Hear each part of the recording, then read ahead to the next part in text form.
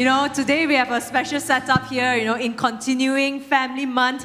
We are doing a special panel session called Household of Faith. Yes. And our focus today is on intentional parenting. Everybody repeat after me. Intentional parenting. Intentional parenting. Yeah. And we have two pairs of panelists that will be sharing with us their experiences, their stories, and heart behind intentional parenting. Yes. So let us welcome the two panelists up to the stage today. Yeah, let's welcome them. Let's give them a hand.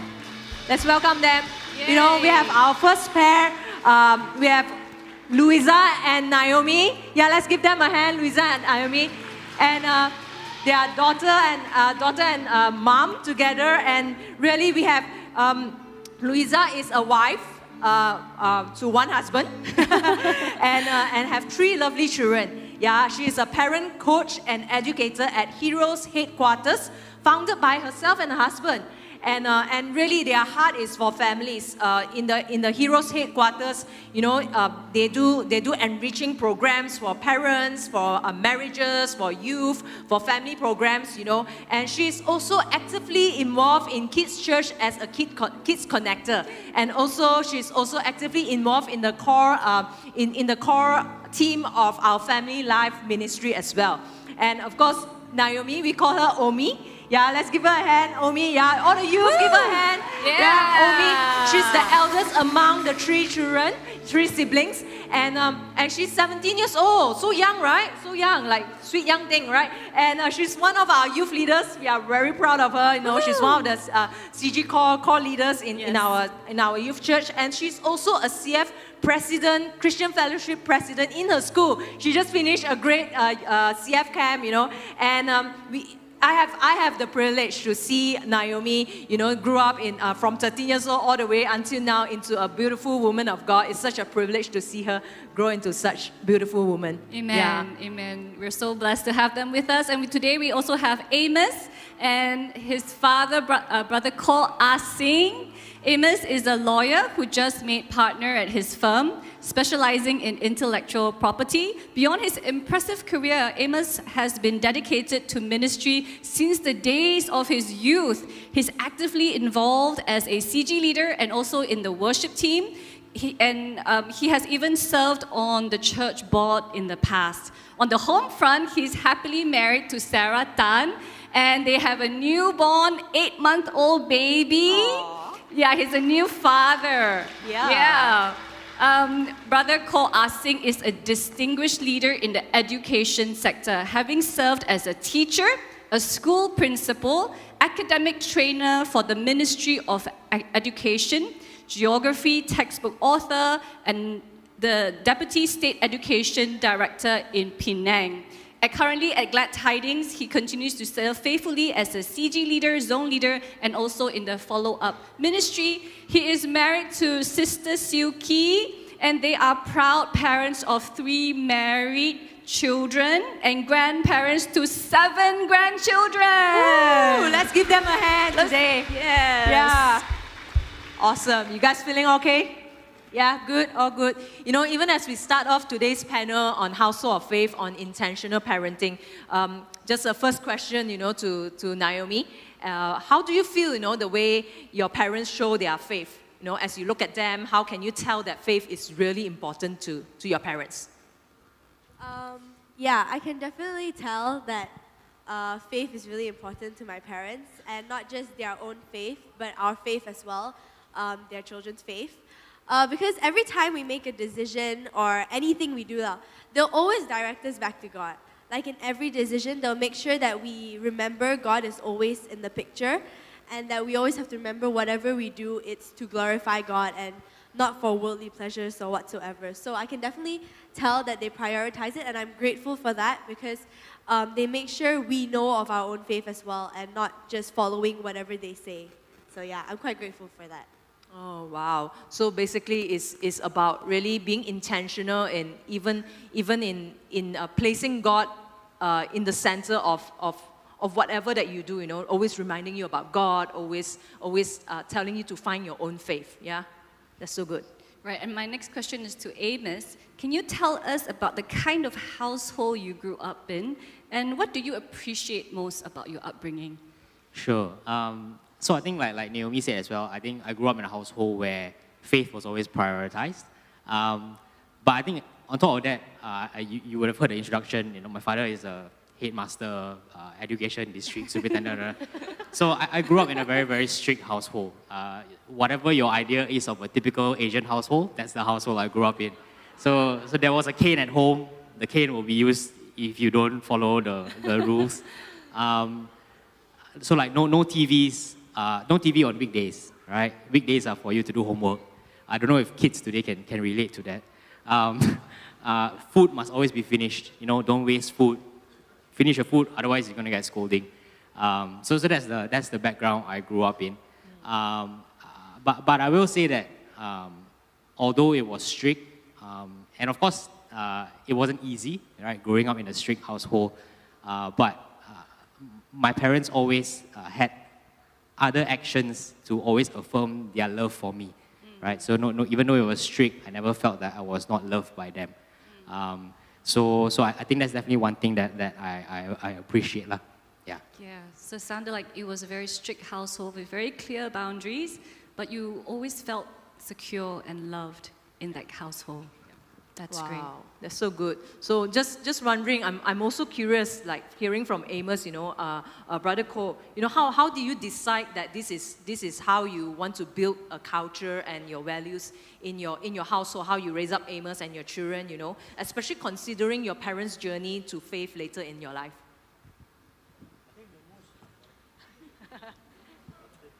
The most important point is I accepted the Lord when I was newly married, when my wife was expecting the first child.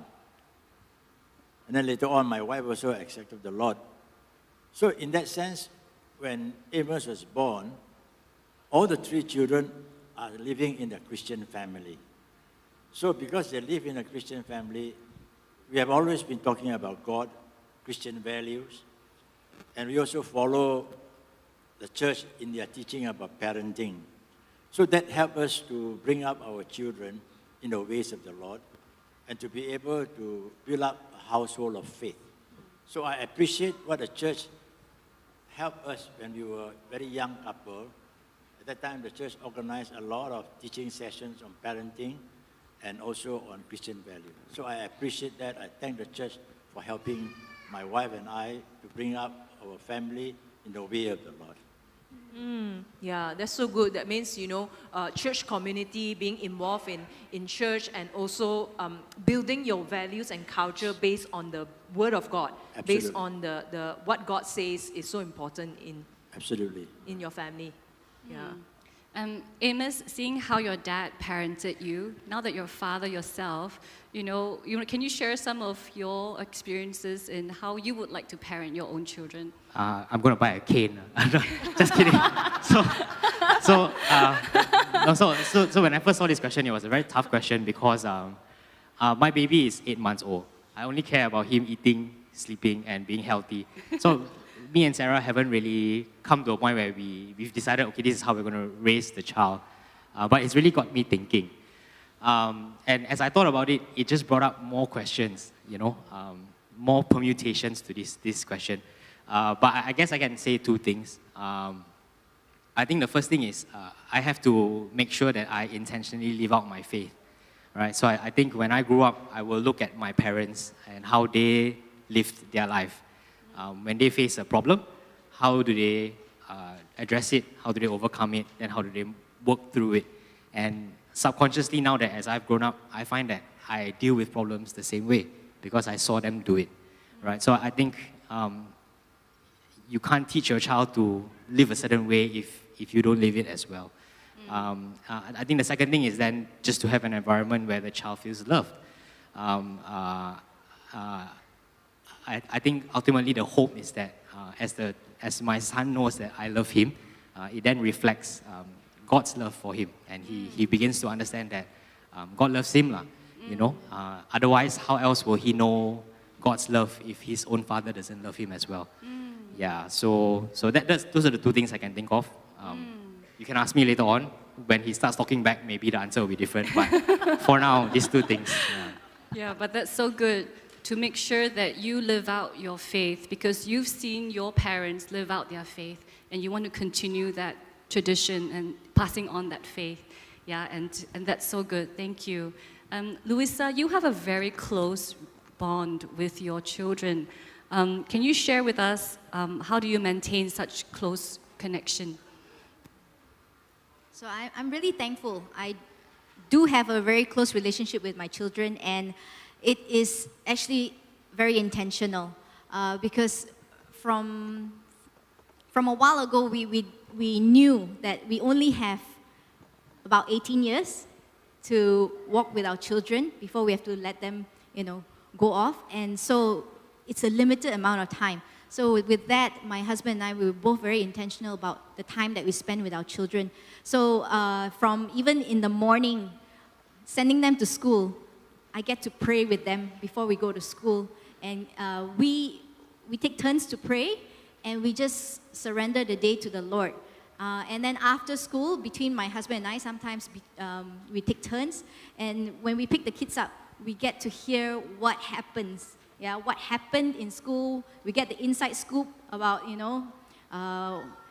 things that happen in the classroom, the teachers, whatever it is lah. And we are very, very curious. We are very, very interested. So we really listen to them, and because we are present, we really want to know, they share with us. So from young already, the children, they just want to tell everything, blah, blah, blah, blah, blah. And it's been a culture that has been set in the family. And even now, Form 5, she still comes into the car and blah, blah, blah, blah, everything, And then the siblings also, they want to have their airtime, They say, Mommy, this happened. So it's a joy. And, a few years back, when my mom came to visit, and then we were having, a meal, dinner, and then my mom said, means when you're eating, don't talk so much, because my children were just going on and on, talking about their day, blah, blah, blah, and just so excited. And then suddenly I realized, the culture that I came from is so different from what we have set in our family now. And so it is an intentional kind of new culture that we have introduced to our family. And of course, there will be times where the children will not feel like talking, right? We will ask them, how was your day? And then they will say, okay, good. And we have realized that timing is very important. Yeah, so if they have had a long day at camp or something, they just came back and we ask them, we're so excited though, how's camp? And they say, good. And then they just want to go sleep. It's okay, because after that, when the time is right, they've had their rest, then we ask them better questions. We ask them good questions. We ask them questions that are open-ended, like, what was your highlight at camp? What was something that God has been teaching you? What did you like about the camp, or what didn't you like about the camp? Now, these are questions that help them to process what their experience was. And that's important, because asking the right question will get a different answer. Yeah? So that's the kind of culture that we have set in the home, and it's very intentional. Yeah. So it was very important to schedule in time to be with the children. And every time or every moment that you're with them, you're very intentional in asking open-ended questions, and you're genuinely interested in what they want to say. That's awesome. Thank you, Louisa. So, Omi, after hearing from Mommy's side, she's very intentional in the way that she communicates with yours. But I'm just wondering, I'm just curious, how do you feel when your parents use these intentional parenting strategies on you? From your point of view. Yeah, so from my point of view, I definitely didn't know it was intentional, because at a young age, you don't think of all those kind of things, And then obviously, I also didn't know that it wasn't a normal thing for parents to ask such in-depth questions. My dad is known for asking, what is your highlight everywhere, every birthday party or so. So what is your highlight of being 50 years old? That kind of thing, So he'll ask a lot of questions. And then oftentimes I'm also like, hey, I don't want to answer, I have to answer so long, right? But then, like my mom says, it's really intentional, and it's not only just to help us process and help us understand what we just went through or whatever. But it also drills us into being able to answer questions in the future and like even right now. And like when my mom was telling me the story of how she actually drilled me since young to be able to talk about my day, I was telling her, maybe this is why I'm such a yapper right now. Like right now I can talk so much, I can go on and on and on. Yeah, and it's because I've been drilled at a young age to be able to talk about my own self and talk about my day. So I think it's quite good that like I'm able to answer questions right now and not one-word questions, and it also proves, not one-word answers, and it also proves like she said, if we do answer one word, they will come back to us, and it proves that they genuinely want to know. It's not that they're asking for the sake of asking; they're asking because they're genuinely interested in my day, and obviously that makes me feel like, okay, they want to know, so I'll tell them, not for the sake of just that conversation. So yeah. I just want to add that when they tell me all these things, it helps me to find out how are they handling life. It helps me to see, are they actually being the light that God calls them to be in the school, and are they having any problems? So that opens doors for us to maybe pray with them or even slip in some suggestions. Yeah. Yeah, so good. I think the point behind this is not so to be kepochi lah. It's not to be kepochi, right? But it's really wanting to really know what your kid is going through. What your child is going through, and listen to them, listen to the struggles that they are going through. Perhaps, yeah, that's so good. As a parent, is important so that you know how to help them and what they are going through in life as well. Yes, absolutely. My next question are for the parents. We start with Brother Cole. When it comes to instilling faith at home, what are some of the non-negotiable principles that you stick to in raising your children? Bringing up the family, I have a few principles. But because of the constraint of time, I'm only going to share 3 here. Firstly, respect. Second is trust.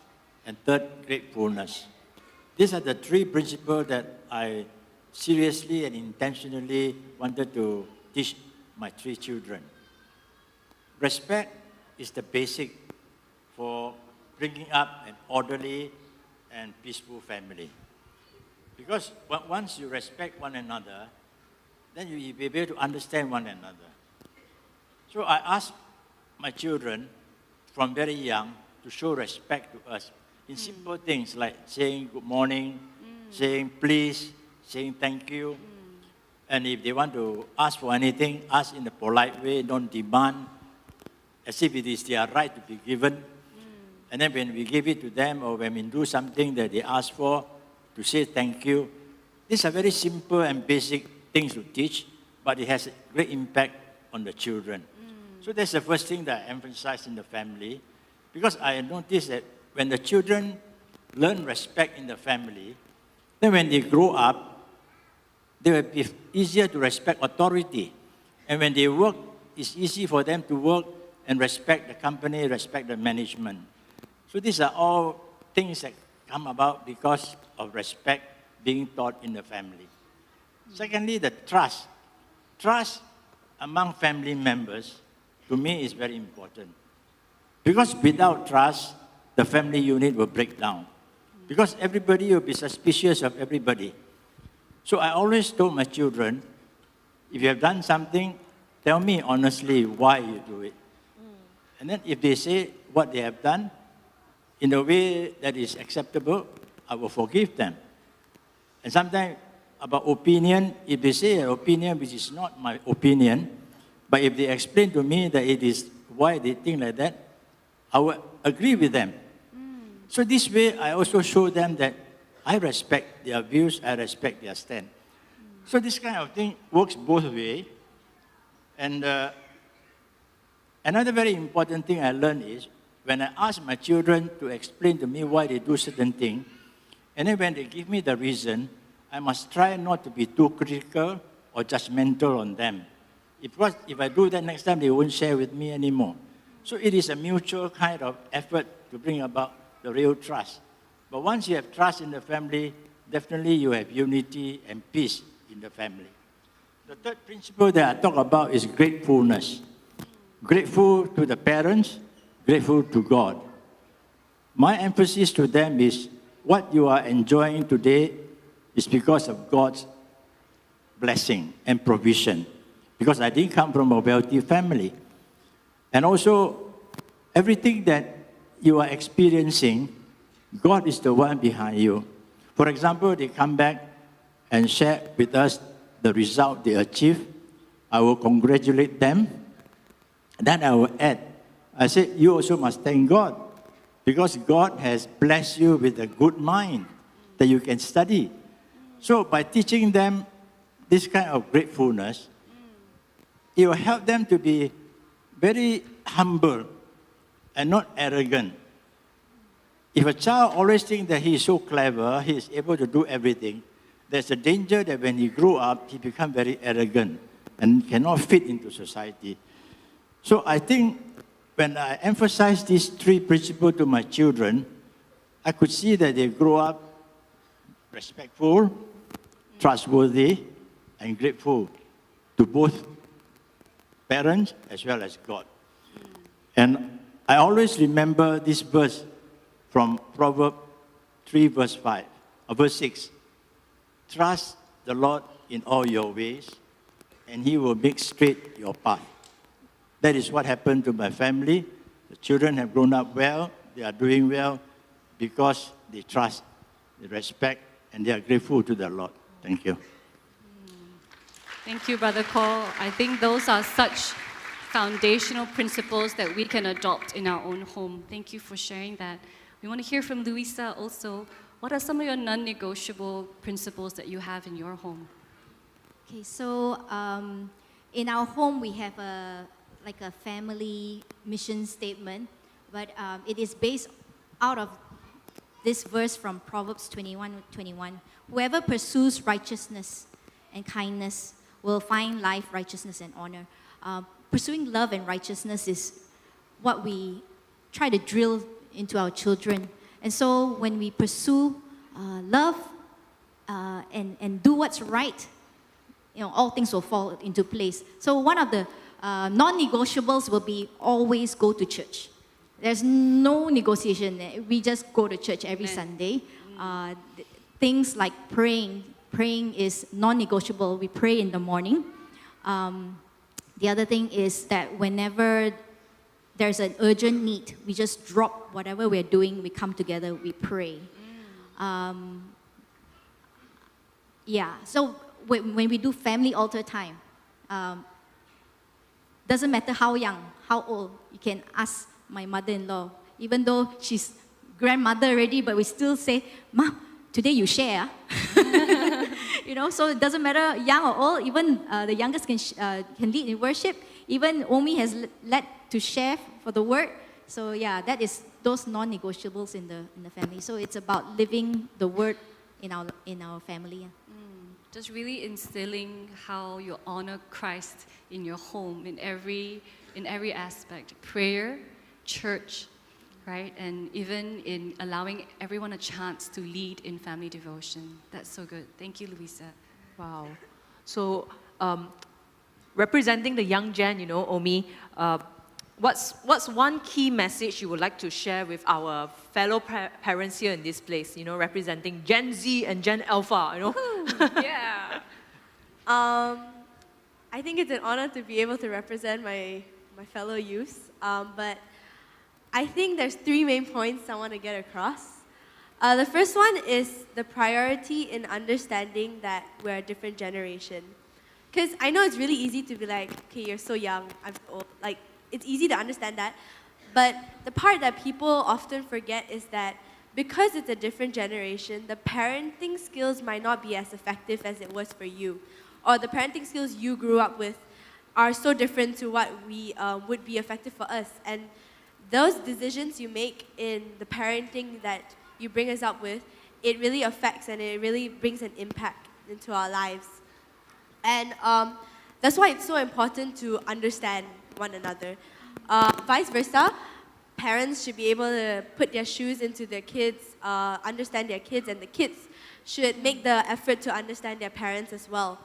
Because without those understanding, right, the communication part is so hard. Like, so hard.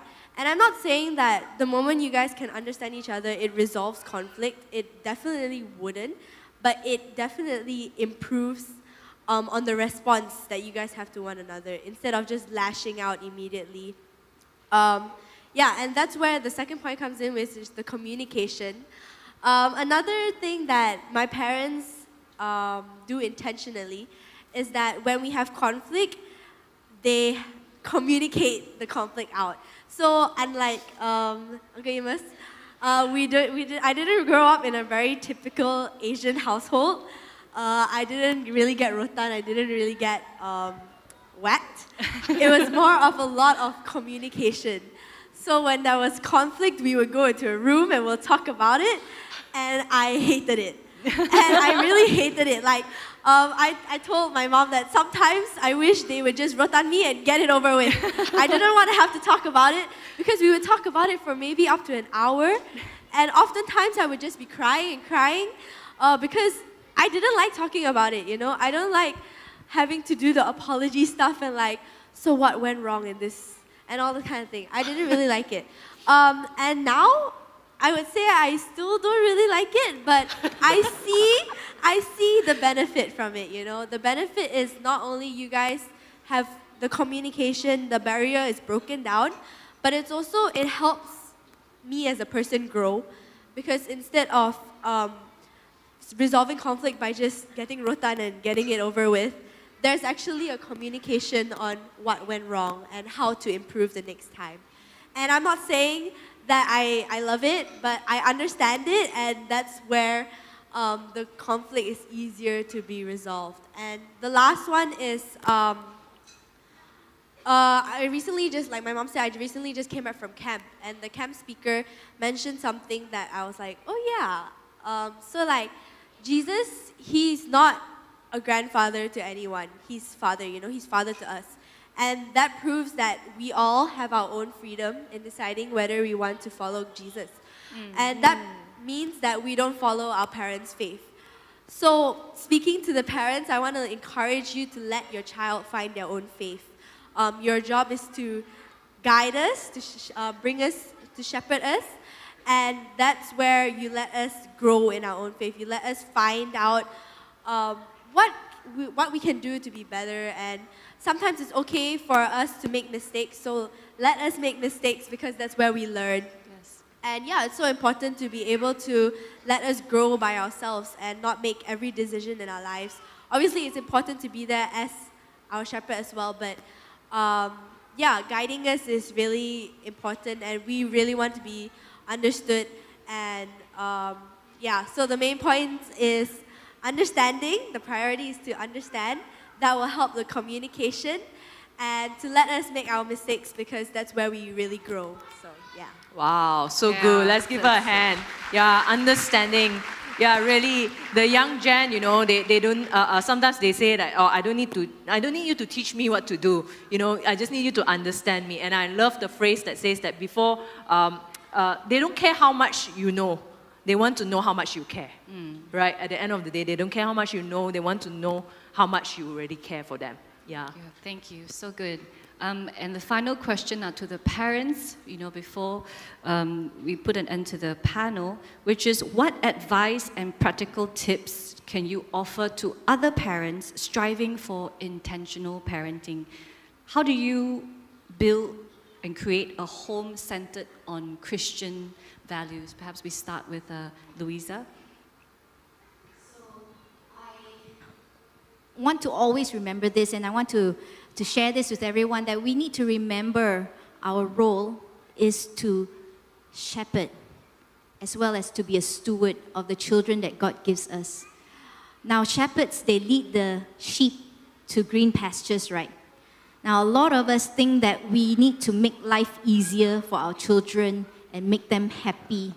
But is that really the role that we need to play? Recently, I went to a D6 conference, a biblical parenting conference, and the speaker said, you know, there's a phenomenon happening right now. A lot of young people think that their mission in life is to have fun. And you know, you cannot blame them because, you know, when parents bring their kids to school, bring them to activities, you know, their play group, and they say bye, and then they say, Have fun. have fun. Right? And so a lot of kids think that, you know, their duty is just to have fun.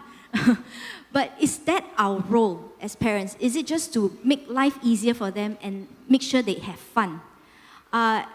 You know, we need to provide for them, give them the basic needs. We need to, as a shepherd, use the rod to, you know, pull them back in when they're out of line. But most importantly, we need to point them back to the Good Shepherd himself, the ultimate. Because there will be challenges in our lives, and we are not there to remove all those challenges for them. There will be challenges, and we are not supposed to fix it for them. We need to bring them to our Lord and direct them, because ultimately He has plans for them. He knows them. Yeah, He made them. And that is what we need to do as shepherds. And we are also stewards. Stewards, we only have some time with our children. God gave them to us for a limited time. I don't know how long. But for that amount of time, we need to make sure that we raise them to know their Maker. We need to raise them so that when the time comes when they have to meet their Lord, that they know who He is and that the Lord knows who they are. Yeah? And so there are some questions that we need to ask ourselves on a daily basis. Am I more concerned about my child's good grades, or am I more concerned about my child's godly character? These are some things that we need to really figure out, because the time will come where they have an exam to study for on Monday, and whether you need to bring them to church or not. It's a priority it's a decision that we have to make. So these are the things that we need to consider. What is our role here? And that is something that I always have to remind myself. Am I here to make life easier? Or am I here to just guide my child so that in tough times, my child is constantly looking for God? Because at the end of the day, I'm not here to make sure that they have a good start in life. I'm here to make sure that they can run their race well and finish well. Amen. Amen. Amen. Thank you, Lisa. Yeah. I really like the way you encourage us to step up in our spiritual mantle in the home. That we're not there to make life fun for our children and give in to their every need. Of course, fun is okay, you know. That's a bonus. That's a bonus in our journey. Yeah. No movies on weekday nights. No fun. No TV. Yeah. No TV. And but to step up in our spiritual mentor, we are called to be shepherds, and we have such limited time with our children before they develop their own lives, their own values, and their principles. And those precious few years are so pivotal. Thank you, Louisa. Yeah, Brother Cole, would you share your parenting advice? Before I start, allow me to share a little bit about my childhood, because it will help me to present what I wanted to share with all of you. I grew up in a very unhappy family because my father was a very strict man. He was seldom at home. He never spent time with us. There was no such thing as family time like now. And he didn't play his role as a father. And so what happened was, it has a great impact on us, myself as well as my sisters, my siblings. Because we lack the role model in the family. So I could see that all my sisters, even when they grow up and have their own family, the impact of the absence of my father was very obvious in them. But for me, thank God, I accepted the Lord early in my marriage. So after knowing the Lord, I learned about forgiveness. And I was able to forgive my father. Not only forgive him, but also to share with him the gospel. And thank God, finally he accepted the Lord. And not only that, my mother also accepted the Lord. Oh, praise God. Both my father and mother accepted the Lord on the same day. Praise the Lord. After much prayer, support from the church, of course. Why do I want to share this? I want to share this because I want to speak to the fathers here, especially. I see a lot of fathers in the baby room. That's very good. I hope you can hear me clearly. Your presence in the family is very important. You may be very busy with your job. You may have a lot of responsibility to fulfill, but never forget to spend time with your children, because it will have a great impact on their future. You spend time with your children now, next time they will spend time with you. If you don't spend time with them, next time they will not spend time with you. Be careful. Anyway, what I will try to, in a way, plead to the parents, especially the father. No matter how busy you are, try to squeeze some time to spend with your family and do family devotion with them. Because it is through the family devotion that my family grew up in a way that is so pleasing, and we are so united, we love one another. It's because of the family devotion. And so I encourage all of you, because you have a small window of opportunity. You can only have an impact on your children when they are young. Once they grow up and they are big, they won't listen to you anymore because they have their own views. They have their own friends. In a couple of years' time, I will be 80 years old. And let me share with you, at my age, seeing my family united and loving one another makes me feel that all the effort that I used to nurture my family is worthwhile. And if you ask me, through these years of my life, I have made many decisions. Some wise, some not so wise. But the wisest decision that I've ever made was spending time with my family, having relationship with them. Because by this time, I can see and reflect back that they are close to me because of the hours and the time that I spend with them. You know, no word can describe my feeling when I look at my children, the way they respect me, the way that they love me, and they even bring me and my wife to join them on their family holidays. I was told not many families do that. And this is all because of the nurturing that we did with the children when they were young. I was a principal for nearly 10 years. Let me share with you what is the one example that I learned when one of the children was sent to me. He was late to school nearly every 2-3 days. 1 week he will come late 2-3 times. So when I asked him, why are you always late for school? He said, overslept. Then I said, how about your parents? They never wake you up. He said, my parents are not around. I said, where are they? They say they are in Egypt. They have business there. Then who take care of you? My maid. And why the maid never wake you up? The maid also slept late. Because the parents are not around. So, if you want to experience the joy and the peace that I have at my age, then I make this plea to all the parents, especially the fathers in the baby room. Spend time with your children. Have a relationship with them. And if possible, do family devotion regularly. Many wonderful things happen during the family devotion because we all listen to our children, we talk to them, and they share with us, and then we pray together, and that builds up the bonding in the family. Like the Bible says, you reap what you sow. So I pray that the blessing and the Lord be upon you and help you to bring up a household of faith. Thank you. Amen. Thank you. I trust that you've been so blessed by the profound wisdom and insight from our panel today. Let's give them a warm thank you and Thank you. appreciation for them. Thank you so much.